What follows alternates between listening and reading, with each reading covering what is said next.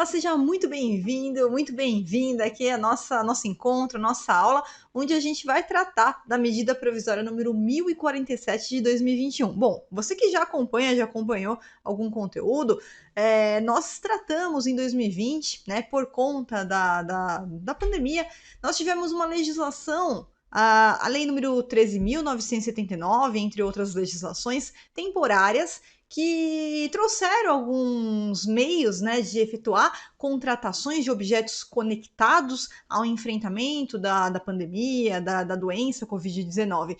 Mas no dia 1º de janeiro de 2021, a parte que interessava para a gente, a parte de licitações, a parte de contratação direta, ela perdeu, né, a sua vigência, e até o presente momento a gente não tinha mais essa aplicação desses institutos, vamos chamar assim, de institutos temporários. E agora, com a medida provisória, que ela foi editada, né, em 3 de maio de 2021, a gente volta a aplicar algo muito parecido com o que a gente vinha aplicando no ano passado. Então, vamos lá, vamos entender como é que funciona a medida provisória e como que vai funcionar daqui para frente, quais são as mudanças naqueles objetos ligados ao enfrentamento do Covid. Bom, o primeiro ponto que eu quero deixar claro aqui para você é o seguinte, presta muita atenção. Essa daqui é uma legislação temporária que ela foi feita para um caso específico. Qual é o caso específico? É contratar, né, produtos, serviços, inclusive de engenharia, que serão necessários a enfrentar a situação de pandemia, enfrentar de alguma forma a doença Covid-19. Portanto, o objeto que a gente vai aplicar para fazer uma compra, para fazer uma contratação, que o governo precisa fazer essa compra ou contratação, são objetos que precisam ter alguma relação com o enfrentamento do Covid-19, né? Por exemplo, eu vou fazer aqui a aquisição de computadores. Eu posso utilizar a medida provisória? Bom, depende. A aquisição de computadores, de repente, é por conta do enfrentamento do Covid, né? De você ter que, de repente, fazer aí um estabelecimento aí de um trabalho remoto para os servidores, ou para tecnologia, para ensino à distância nas escolas, por exemplo, para os alunos que precisam assistir às aulas, enquanto não retorna às aulas presenciais, enfim. Esse objeto, ele está conectado de alguma forma a enfrentar, direta ou indiretamente, a doença? Se sim, a gente vai utilizar a medida provisória. Se a resposta for não, essa medida provisória ela não vai ser utilizada. Você vai fazer a licitação, vai fazer a contratação pela legislação tradicional que a gente tem, tá? Pelas legislações aí tradicionais, perfeito? Então, ele ressuscita, a medida provisória ela ressuscita institutos como aquela dispensa especial que eu vou explicar aqui para vocês, emergencial, um pregão que tem prazos mais reduzidos, um pouco mais rápido, né, mais célere, e também a possibilidade aí de pagamento antecipado e outras diferenças que a gente vai tratar no encontro de hoje, perfeito? Ponto importante, então, é quais são os objetos que a gente vai poder comprar, contratar. Então, o primeiro ponto, que a gente já falou, só repetindo, são medidas excepcionais de serviços, inclusive de engenharia, bens e insumos, tá? Para enfrentar a doença Covid-19. Agora, obras não estão abrangidas. Então, se for a contratação de uma obra, a gente não vai fazer, porque a medida provisória não trouxe por expresso a possibilidade de utilizar, né, os institutos que a gente vai ver aqui na contratação de obras, tá? Outro ponto importante, precisa comprar vacina, ou precisa comprar algum insumo, algum produto, algum serviço para vacinação, conectado com a vacinação. Nesse caso, a gente vai utilizar uma legislação específica, que é a Lei número 14.124 de 2021, que tem lá o seu regramento específico também especial a esse respeito, perfeito? A quem se aplica essa medida provisória? Toda a administração pública. Tá? Então, quando você pega a administração pública, a gente tem várias esferas. A gente tem a esfera federal, dos estados, dos municípios. A gente tem os 3 poderes, né? O poder executivo, o legislativo e o judiciário. Ela vai se aplicar, então, em todos esses casos, tá? Vamos agora dar uma olhadinha aqui mais detalhadamente em cada uma das alterações e do como que a gente vai aplicar essas licitações, essas dispensas, essas contratações pela medida provisória 1047. O primeiro ponto que eu quero falar aqui para você, é da transparência. O que é transparência? Todas as compras, as contratações que forem feitas com base na medida provisória, ela precisa ser disponibilizada, né? Então, ser publicada em até 5 dias úteis, né? O quê? Como se fosse um extrato, né, do que aconteceu, um extrato, né, daquilo que foi comprado, daquilo que foi contratado. Então, eu fiz um resuminho aqui, ó, do que deve constar nesse extrato. A gente disponibiliza num site oficial em até 5 dias úteis, né, da data e do ato. Aí um resumo com pelo menos esses dados, que são os dados aí que a medida provisória trouxe para a gente fazer essa publicidade, né, do que vai ser contratado, do que vai ser comprado, dos institutos que a gente estiver fazendo para efetuar essas compras, essas contratações, tá? Aí volta aquela chamada que eu já tinha até comentado com vocês aí, aquela dispensa emergencial, né? É uma dispensa especial, não é a dispensa por emergência que a gente tem na 8666, tá? É um outro tipo de dispensa que a gente tem conectados aos casos da Covid-19. Por quê?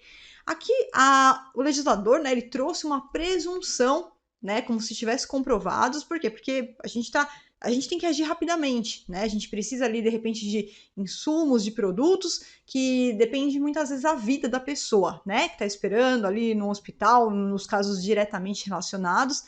Então, ele traz como uma presunção de validade, até para auxiliar depois os servidores públicos que terão essas contas aí analisadas futuramente, tá? Então, o que ela traz? Olha, quando for necessária fazer a compra, a contratação numa situação emergencial, não dá para aguardar e fazer uma licitação. Se for aguardar fazer uma licitação, a pessoa vai morrer, né? Vai colocar em risco aí a vida da pessoa, a segurança da pessoa, de obras, de serviços, de bens. Então precisa fazer uma compra direta, sem passar pelo processo de licitação, que é um processo um pouquinho mais demorado, certo? Então, nesse caso, a previsão foi que presume-se comprovadas o quê? Na ocorrência dessa situação emergencial. A necessidade de um pronto atendimento, quer dizer, não há tempo hábil de eu abrir uma licitação, fazer um pregão, aguardar a entrega, aguardar a etapa de recurso, aguardar a etapa de impugnação, aguardar todas aquelas etapas e prazo. Eu preciso ir direto no ponto, né? Eu preciso rapidamente daquele objeto. Então, se puder esperar, né? Se você responder, você que está assistindo aqui, que é gestor público, responde, eu posso esperar para receber, então não é caso de emergência. Você pode fazer uma licitação, tá? Esse aqui é o primeiro ponto. Segundo, existência de risco à segurança de pessoas, de obras, de serviços, de equipamentos e outros bens públicos ou particulares. Então, é isso que vai justificar a gente poder partir direto pela dispensa emergencial, a possibilidade de colocar em risco alguma coisa, seja a segurança, seja a saúde de pessoas, de bens, né, de obras, de serviços, de equipamentos, tá? Tem algo ali que a gente tem que agir rápido por conta da existência desse risco. Terceiro, a parcela contratada será somente aquela necessária ao atendimento da situação emergencial. Por quê? Bom, porque muitas vezes a gente consegue fazer uma previsão. Eu vou aqui só dar um exemplo. A gente está aqui, por exemplo, sem máscaras, tá? Então, estamos sem máscaras. Então, eu sei que se de repente a minha licitação vai demorar aí, tá? Determinado prazo, o que eu faço? Eu compro uma quantidade de máscaras que a gente consegue suprir a necessidade somente por esse período aqui. E ao mesmo tempo, ainda hoje, eu já vou instaurar a licitação oficial tradicional para fazer a aquisição das máscaras dali para frente. A gente não sabe até quando que a gente vai usar máscara, né? Não tem como falar, a gente vai usar máscaras até agosto, não. A utilização de máscaras, tudo indica que vai ser aí por anos, né? Sabe-se lá quando que a gente vai poder parar de usar máscaras. Isso aqui é só um exemplo. Então eu sei que não é algo que vai simplesmente terminar, que vai chegar em agosto, ninguém mais precisa de máscara. Não vai acontecer isso, né? Não tão cedo. Então, eu sei que eu faço ali a compra daquele montante para esse período aqui, mas eu já instauro a licitação oficial porque eu vou continuar precisando da máscara, vou continuar pedindo as máscaras ao longo dos próximos meses, das próximas semanas, perfeito?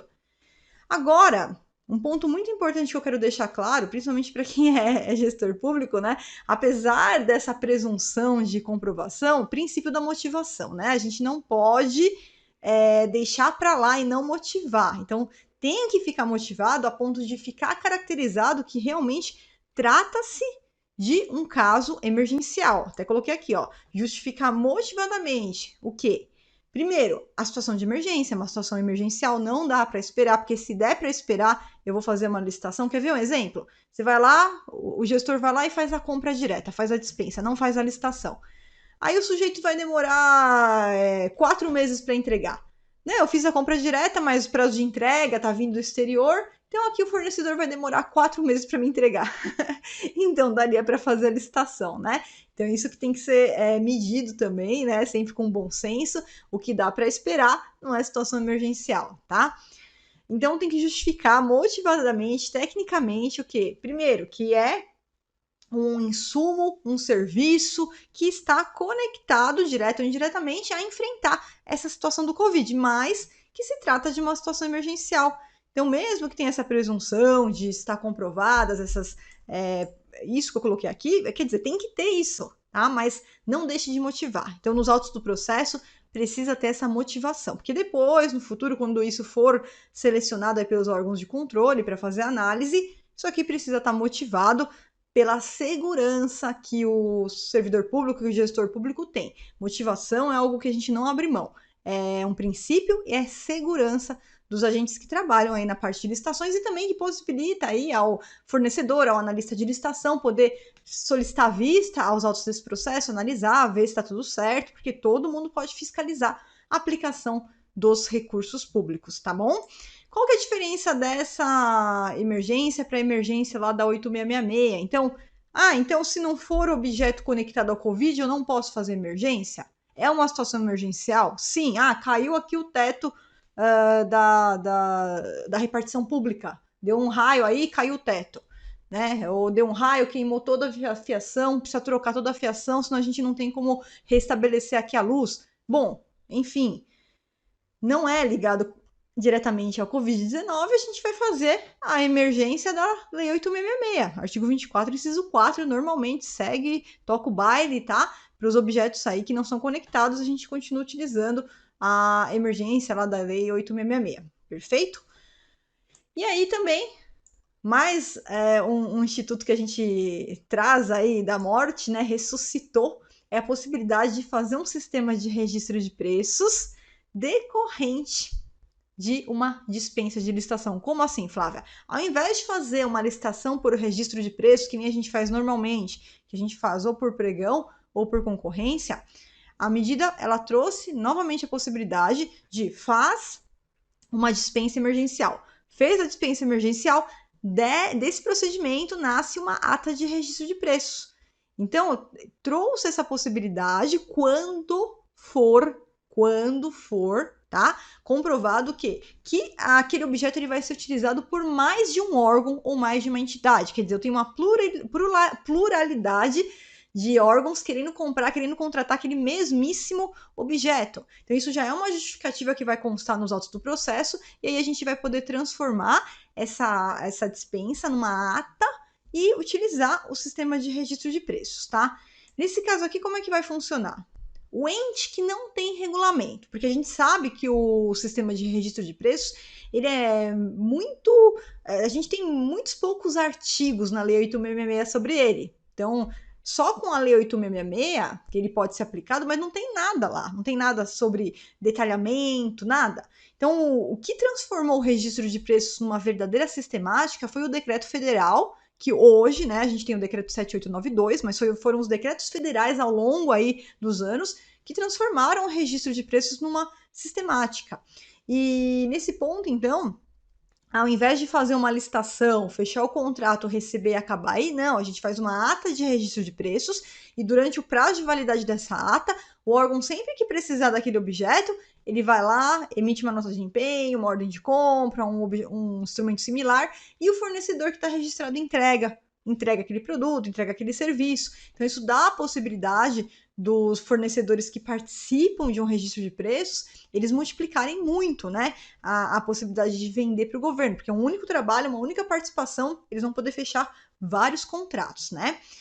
Então, nesse caso, como é lá no decreto federal 7892 que a gente tem toda a regulamentação do sistema de registro de preços, né? E quem é estado, quem é município, precisaria ter um regulamento próprio ali, detalhando o registro de preços, né? Ou pelo menos no edital fazer esse detalhamento. Então, aquele estado, aquele município que não tem um regulamento sobre a SRP detalhando, ele vai poder utilizar, para esse caso aqui, o decreto 7892. Então, isso é importante, porque traz essa possibilidade, né, de valer-se das regras federais quando o ente não tem ali regras próprias a esse respeito, tá? O órgão gerenciador, ele vai ter que fazer a intenção de registro de preços. O que é a intenção de registro de preços, Flávia? É um convite que a gente faz ainda na etapa de preparatória, na etapa de planejamento da licitação, onde a gente manda para outros órgãos públicos falando, olha, eu vou abrir aqui uma ata de registro de preços para comprar isso aqui. Alguém também tem interesse nesse objeto? Alguém também quer participar? Também quer comprar esse produto, contratar esse serviço? E aí os órgãos que respondem ainda aqui, ó, na etapa de planejamento, antes de eu fazer o edital, eles integram o edital como órgãos participantes. Então a gente tem o gerenciador, que é aquele que faz a licitação, aquele que vai gerenciar a licitação, e a gente tem esses participantes que respondem e falam, opa, também quero essa máscara aí. Preciso dessas máscaras, então eu quero entrar, preciso aí desse objeto, então eu também quero entrar, quero ser participante. E ele vai ter um prazo aí de 2 a 8 dias, né? Úteis para fazer essa resposta. Aqui só faltou úteis, tá? Então, de 2 a 8 dias úteis é o prazo que o gerenciador fornece para quem quiser responder e se tornar participante, tá? Qual é a regra aqui para o servidor público no caso, né? E a gente, como analista de licitação, tem que sempre avaliar isso daí. Não pode ser dispensada a estimativa de preços, tá? Como assim, Flávia? Não pode dispensar a estimativa de preço. Nessa etapa ainda de planejamento, a gente tem que fazer uma pesquisa de preços para verificar por qual valor aquele objeto ele é vendido no mercado, né? Para que quando for fazer a contratação, a gente compre em valores que são praticados no mercado. Então, terão algumas alternativas que eu vou mostrar para você, onde a gente pode até dispensar essa pesquisa de preços aqui na medida provisória, mas esse aqui não é o caso. Então, se vai virar uma ata de registro de preços, não pode dispensar a estimativa de preços. E também não pode contratar por valor superior à estimativa. Essa é a previsão para o caso da ata de registro de preços, tá bom? Aqui na medida provisória. Outro ponto também é que depois de 30 dias que assinou a ata de registro de preços, precisa realizar uma nova estimativa de preços para verificar o quê? Se os preços que estão registrados ali na ata, eles ainda continuam compatíveis com aqueles que são praticados no mercado. Porque se tiver existido algum fator ali de desequilíbrio, aí o órgão público ele convoca lá o fornecedor, né? De repente aconteceu alguma coisa aqui no mercado e os preços diminuíram, né? E aí a gente está com um preço registrado muito alto, que não condiz mais com a realidade. Então ele vai convocar o fornecedor e, se for o caso, né? Se for cabível ali, fazer a revisão dos preços em sede do contrato, tá bom? Outro ponto também é que os equipamentos, eles podem ser novos ou não, né? Desde que, no caso de não ser um equipamento novo, o fornecedor ele se responsabilize ali pelas condições de uso e de execução daquele objeto, perfeito? Outro ponto também, pessoal, são aqueles que a gente chama de artefatos, né? Ficou na moda aí essa palavra artefatos. São aqueles instrumentos, aqueles documentos que são feitos ainda na etapa preparatória, na etapa de planejamento. Então, existe um desses documentos que a gente chama de estudos preliminares, estudos técnicos preliminares, que é o momento onde o órgão público, né, o agente ali responsável, ele levanta todos os dados daquele objeto, legislação, soluções que tem no mercado, para ele verificar, né, qual que é o problema dele e qual solução que vai atender a demanda ali pelo melhor custo-benefício, tá? Então, essa etapa de estudos técnicos preliminares, ela não vai ser exigida quando se tratar de bens ou serviços comuns. Houve a dispensa, então, nesse caso aqui. O gerenciamento de risco também quer fazer um mapeamento, um levantamento, antecipando o que pode dar errado e quais são os passos que a gente tem para, de repente, mitigar aqueles efeitos nocivos, o que pode acontecer de errado, como que a gente vai tratar isso daí, né? Então, no gerenciamento de risco, ele só vai ser exigido durante a gestão do contrato. É porque é uma etapa que leva um tempo para o agente público ir lá e efetuar, e daí pode acabar atrasando essa contratação, que a gente sabe que é algo fora do normal, né? A medida provisória ela foi feita para algo fora do normal, são aqueles objetos para enfrentar a Covid-19, então por isso que a gente tem a dispensa aí desses artefatos na medida do possível, tá? E o projeto básico, o termo de referência, que é um documento que vem descrevendo o que eu vou comprar, o que eu vou contratar, o que eu vou comprar, a que custo eu vou comprar, como que eu vou comprar, quando que eu vou comprar. Essa descrição completa, que a gente chama de termo de referência ou projeto básico, que nada mais é do que a descrição do que eu vou comprar, né? Como, o que, de que forma, a que custo, tudo. Isso, então, ele vai ser de uma forma mais simplificada. E daí eu fiz um resumão aqui para você da estrutura de um termo de referência ou projeto básico devidamente simplificado. Então, lá a gente tem a declaração do objeto, a gente tem a fundamentação simplificada da contratação, a descrição resumida da solução que me atende, que vai atender meu problema, né? Quais são os requisitos daquela contratação, quais são os critérios que a gente vai aferir para pagar o contratado, como que a gente vai medir ali cada parcela que ele executou, né? A pesquisa de preço que a gente vai fazer, obtendo pelo menos um. Aqui também tem uma diferença em relação a uma pesquisa de preços tradicional. Aqui, ele trouxe a possibilidade da gente fundamentar em pelo menos um parâmetro, tá? Pesquisando ou no portal de compras do governo federal, ou em pesquisa pública em mídias especializadas, sites especializados, contratações, né, de outros órgãos e entidades públicas ali, ou com a pesquisa direta a fornecedores. E ainda trouxe a previsão que, excepcionalmente, eu posso dispensar essa etapa de pesquisa, não fazer a pesquisa, mas para isso precisa ter uma justificativa da autoridade competente, tá? Mesmo porque hoje a gente faz uma pesquisa muito rapidamente. Então, cuidado com isso aqui, tá? Muito cuidado. Hoje, com a internet, com os parâmetros que a gente tem para fazer pesquisa, a gente consegue fazer uma pesquisa de preços muito rapidamente. Então, toma muito cuidado com isso aqui, tá? Possibilidade de contratar com um preço superior ao estimado. Então, a medida trouxe essa previsão, tá? Então, em decorrência, vamos supor que oscilações acontecendo ali daquele produto, daquele serviço no mercado. Em decorrência dessas oscilações, há a possibilidade de comprar por preço superior àquela estimativa, aquele resultado que você chegou na sua pesquisa de preços, mas para isso vai ter que negociar com os fornecedores, seguindo a ordem de classificação e ainda efetivar uma fundamentação dos autos dessa variação, comprovar realmente que houve essa variação de preços no mercado por motivo superveniente, tá? E adequação orçamentária. Então, isso daqui é o termo de referência ou projeto básico simplificado. E aí, finalizando, então, o nosso mapa mental, a nossa parte 1, eu vou puxar aqui a parte 2 do nosso mapa mental. Então, vamos lá. Olha outras novidades, então, que a gente tem na medida provisória número 1047 de 2021. A gente tem a possibilidade aqui no caso de restrição de fornecedores. Como assim, Flávia? Poxa, só tem um fornecedor. Fornecedor exclusivo, ele é o único que pode me entregar aquele objeto que eu preciso. Nesse caso, teve a previsão de, se você comprovar, é o único fornecedor exclusivo, não tem outro para te atender, só esse que pode te entregar o produto ou o serviço, pode contratar esse sujeito ainda que ele esteja penalizado. E a pena é qualquer pena. Ele foi declarado inidôneo, não pode mais fechar contratos com o Brasil inteiro. Vai poder ser contratado aqui. Ele tem um impedimento ou uma suspensão, então não importa se é pelo artigo 87 da Lei 8.666, inciso 3, inciso 4, ou se é pelo artigo 7º da Lei 10.520, não importa, ele vai poder ser contratado desde que ele seja o único exclusivo que pode te entregar aquele objeto, e mais, nesse caso é obrigatório que o órgão exija uma garantia contratual. Lá nos termos do artigo 56 da 8.666, a gente tem as modalidades de garantia, tá?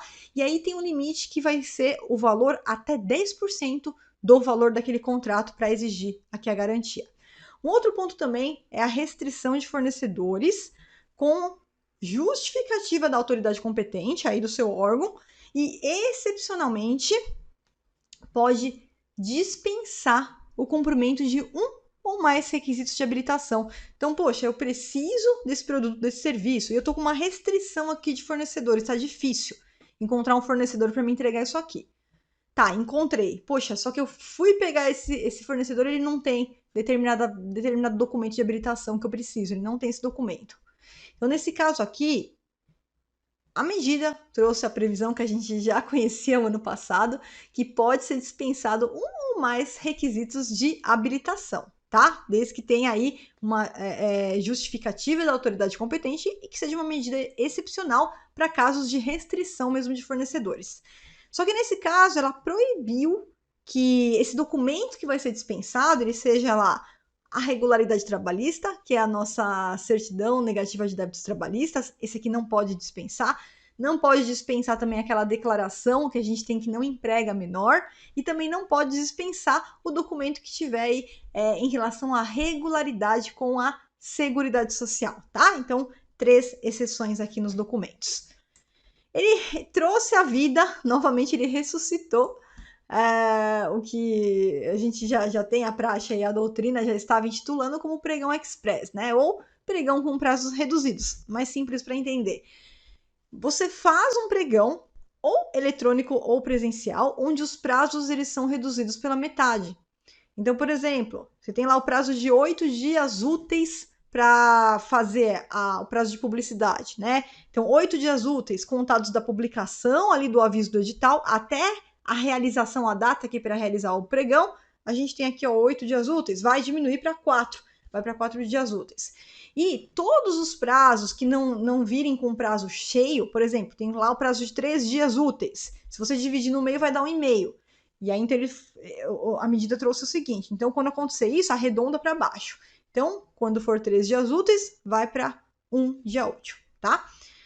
O recurso só vai ter efeito devolutivo. O que isso significa? Que não vai ter efeito suspensivo. Eu não preciso parar, responder o recurso para seguir adiante. Eu posso dar continuidade para o recurso, mesmo sem ainda respondê-lo, né? Para ir mais rápido aí o processo.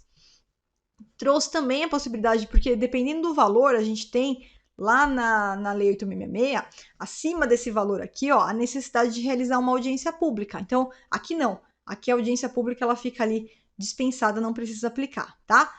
Mas tem mais uma alteração aqui, licitações por SRP. Eu acabei de falar para você da ata de registro de preços que nasceu de uma dispensa emergencial especial, tá? Agora não, agora vamos falar de uma ata de registro de preços que nasce do pregão, desse pregão aqui que a gente vai fazer, do pregão. Então, nesse caso aqui, como é que vai funcionar? Quando você fizer licitações por SRP aqui, com esse pregão aqui com prazos reduzidos, trouxe a previsão de que essa licitação ela vai ser considerada uma compra nacional. Flávia, o que é compra nacional? A compra nacional, ela se difere no caso do carona, né? O que é o carona? Você tem uma ata de registro de preços, onde o órgão gerenciador e os órgãos participantes que estão lá utilizando aquela ata, né? Quem que é o gerenciador? O gerenciador é aquele que fez a licitação. Participante é aquele que respondeu aquele convite que eu expliquei, chamado IRP, Intenção de Registro de Preços. É um convitinho que o gerenciador ele fez e que os órgãos que querem também ser participantes respondem, vão lá e também vão fazer as compras ali da ata, tá? Bem, o que acontece é que os caronas são órgãos públicos que não participaram do procedimento licitatório, mas eles também precisam daquele objeto. Aí eles verificam, opa, tem uma ata aqui que eu preciso. Então, em vez de eu fazer a minha licitação, eu vou pegar carona nessa ata também, vou comprar esse produto. Tem lá atas de registro de preço para as máscaras, por exemplo. Em vez de fazer uma licitação aqui no meu órgão para máscara, eu vou pegar uma carona e vou já comprar a máscara aqui dessa ata de registro de preço aqui, que eu localizei, que é exatamente a máscara que eu preciso. Nesse caso, cada carona, tradicionalmente, pelo decreto 7892, que é o decreto federal, cada carona pode comprar 50% do quantitativo registrado em ata. Presta atenção. Vamos supor que você tem uma ata de registro de preço que está lá previsto. O órgão gerenciador, vou colocar um número pequeno aqui, né? Porque advogado não sabe fazer conta, só para a gente conseguir calcular. O órgão gerenciador, então, vamos supor que ele quer 50 máscaras, né? E aí tem 2 participantes lá que responderam e querem 25 cada uma. Claro que não esses valores eles são irrisórios, não é essa quantidade. Você vai ver aí atas com centenas, milhares de máscaras sendo adquiridas, tá? Mas só para a gente poder fechar a conta aqui para ficar mais fácil de entender a matemática. Então, o gerenciador falou, opa, preciso de 50. E 2 participantes falaram que precisa de 25 cada um. Então, eu tenho uma ata de registro de preços com 100 máscaras registradas, tá? A princípio, você vai vender só 100 máscaras? Não, porque essa ata, ela pode ter caronas, órgãos que não participaram, vem lá, opa, também estou precisando da máscara, vou querer também. Aí se o fornecedor, né, se o analista de licitação aceitar, ele vai lá e vende também. Só que tem um limite de quantidade. Cada um desses caronas que vem, pega, né, faz adesão na ata, eles podem comprar, cada um, até 50% do quantitativo. Então, se eu tenho 100 máscaras, cada carona compra 50. E todos os caronas juntos, independentemente de quantos caronas vão aderir naquela ata, eles não podem ultrapassar o dobro do quantitativo previsto inicialmente. Então, se eu tenho 100 máscaras, eu posso ter os caronas lá pegando carona na ata, só que todos os caronas não podem ultrapassar 200 máscaras, tá? 50 para cada um, isoladamente, e 200 no total, todos os caronas. Ou seja, uma licitação para 100, eu consegui vender 100 aqui, 200 para carona, 300 no total, tá? Então, eu multiplico aí minhas vendas. Aí você multiplica esse valor por 100 mil, 200 mil, 300 mil e por aí vai. Bom, o que acontece? Quando a gente fala que vai considerar uma compra nacional, esses limites dos caronas, eles são adicionais. Quer dizer, ao invés de ser 50% para cada carona, vai ser 100% para cada carona. Então, ao invés de comprar só 50, cada um poderia comprar 100. 100% quantitativo. Soma o quantitativo do gerenciador, soma dos participantes, cada um compra 100. E todos os caronas em conjunto, ao invés de não poder ultrapassar o dobro, eles não podem ultrapassar o quíntuplo. Então, nesse mesmo exemplo, 100 máscaras, sendo cada carona, indo lá, pegando carona e podendo comprar 100 máscaras cada um, e todos os caronas em conjunto não podem ultrapassar o quíntuplo, então você multiplica 100 vezes 5, deu 500. Eu tenho a possibilidade de vender 500 para os caronas, além das 100 iniciais aqui para o gerenciador e para todos os participantes. Então, uma licitação que eu iria vender 100, eu vou poder vender 600, tá? Essa é a diferença. Então, quando for acontecer isso, a gente pode ter esse impacto de ser considerada uma compra nacional e ter uma ampliação dos quantitativos para caronas, perfeito? Nesse caso, a validade da ata ela vai ser de 6 meses, prorrogável por igual período, né? Desde que a gente comprove a vantagem em continuar com aquela ata de registro de preço. Então, é mais uma diferença, porque na ata lá da 8666, você até pode fazer por 6 meses prorrogáveis por mais 6 meses, mas você já pode fazer por 12 meses, tá? Na Lei 8666. Então, aqui tem mais uma diferença. Outra previsão também que vai contra o que a gente está acostumado no Decreto 7892 é que a gente sabe que lá no Decreto 7892 ele proíbe que, vamos supor, a gente tem uma ata federal, um órgão federal fez uma ata de registro de preço, fez uma licitação, restou numa ata.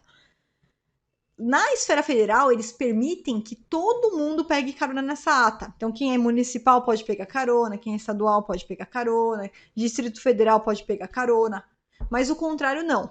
Se eu tenho uma ata estadual ou municipal, eles não deixam a esfera federal ir lá e pegar carona nessa ata.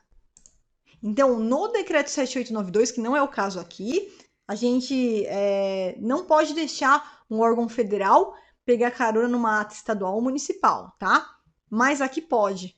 Aqui a gente teve a previsão expressa de que é possível sim a gente ter uma ata estadual, uma ata municipal ou uma ata feita pelo Distrito Federal e podem pegar carona nessa ata quem quiser, inclusive o órgão federal. Só que nesse caso, a gente vai voltar para os limites, ao invés de ser a compra nacional do carona que eu expliquei para você, nesse caso, quando a gente tem um órgão federal pegando carona, a gente vai diminuir esses limites para o tradicional, ou seja, cada carona limitado a 50% e todos os caronas em conjunto não pode ultrapassar o dobro ali do quantitativo previsto, perfeito?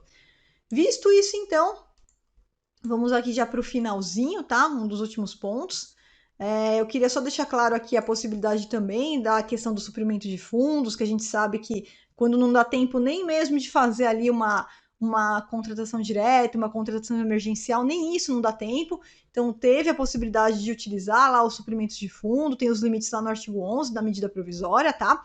Além disso, o pagamento antecipado voltou à previsão do pagamento antecipado na seguinte situação. Tem alguns requisitos aqui. Então, é possível prever que quem for contratado pela medida provisória número 1077, aqui nesses termos aqui, né, nessa contratação, seja a contratação direta, seja a dispensa emergencial, pode existir o pagamento antecipado com os seguintes requisitos. Primeiro requisito, precisa representar uma condição indispensável para conseguir obter aquele objeto. Então, olha, se eu não pagar antecipadamente, o fornecedor ele vai vender para o outro, né? Isso pode acontecer. Puxa, eu preciso disso aqui para ontem. Só que se eu não pagar, se eu ficar demorando aqui, ele vai vender para outro. Então, deixa eu pagar antecipadamente para eu poder ficar com aquele objeto que eu preciso, né? Isso tem que estar justificado no processo. Então não são os dois requisitos, um ou outro. Ou você justifica isso, né? O administrador público vai justificar, ou vai justificar que propicie uma significativa economia de recurso, ou seja, muitos mercados eles acabam trabalhando ali com uma margem de repente de desconto, né? Eu mesmo tenho desconto aí no caso de servidores públicos, a gente tem uma vantagem para quem paga antecipado, para quem paga antecipadamente, tá? Então, se o mercado trabalhar dessa forma, também pode aplicar isso para você. Se eu pagar antecipadamente, ele vai me dar aqui uma concessão de um desconto, né? Então, assim eu vou conseguir uma economia significativa de recursos. Justifique isso daí. Então, um ou outro requisito, tá? Além disso, deverá. Então, além disso, já vimos os requisitos. Além disso, vamos para a obrigação. Deverá. Precisa estar previsto por expresso. É edital? Vai fazer o pregão? Prevê expressamente a possibilidade do pagamento antecipado. Ou, se for a dispensa, uma emergência, prevê no ato, né, da contratação direta aí, que haverá o pagamento antecipado. Segundo, deverá exigir a devolução integral desse valor que você pagou antecipadamente, se não for executado pela empresa. Então, paguei antecipadamente e a empresa não executou. Tem que exigir que ela devolva o que você pagou e que esse valor seja devolvido atualizado pelo índice IPCA ou outro, tá? No caso de não ter. Mais 3, prever medidas para redução, para mitigação dos riscos. Então, alguns exemplos que a medida provisória trouxe. Comprovar a execução de uma parte para antecipar o remanescente. Então, não é simplesmente ir lá, vai fazer um serviço que é por etapas, vai pagar 100%. Não. Então, vamos fazer o seguinte, vamos colocar umas condições aqui. Você primeiro executa a primeira parte, aí depois que eu verificar que está tudo executado, aí eu te pago o remanescente. Então, eu antecipo a primeira parte, aí você executa essa primeira parcela e depois eu te pago o resto. Pode prever isso daí. Outro exemplo, solicitar a prestação de garantias. Lá nos termos do artigo 56 da 8666, mas nesse caso limitado até 30% do valor do objeto. Solicitar a emissão de título de crédito, acompanhar, colocar um fiscal lá da administração para acompanhar cada etapa do transporte daquele objeto até a sua entrega, ou exigir a certificação ali do produto ou do fornecedor, tá? Então, são soluções que a medida provisória trouxe para a gente ter, então, uma mitigação ali, uma redução de riscos que possa acontecer quando a gente for aplicar o pagamento antecipado, tá? E nos contratos também é bem interessante aqui a diferença dos contratos, os contratos que vão ser resultantes desse pregão ou dessa dispensa emergencial. Como é que vai funcionar? Fiz o pregão, fiz a dispensa. O meu contrato ele vai ter até 6 meses e pode ser prorrogado por períodos sucessivos, desde que seja vantajoso, você comprove a vantajosidade aí, enquanto perdurar a necessidade de enfrentamento da pandemia. Então, enquanto a gente se encontrar nessa situação, se amanhã aconteceu alguma coisa e acabou tudo, né? Foi erradicado, aí você não vai ficar ali prorrogando aquele contrato, tá? E mais, esse contrato, diferentemente da Lei 8666, que a gente vê lá em regra, né, que ele pode sofrer acréscimos ou supressões até 25%, em regra até 25%. Né? Tem lá 50% para outros casos, mas em regra é 25%. Aqui a gente aumenta isso daí. Então, até 50% do valor inicial atualizado, a gente vai poder fazer acréscimos ou supressões nesse contrato aqui. E prevê também a aplicação supletiva da Lei 8666 nesses contratos aqui específicos.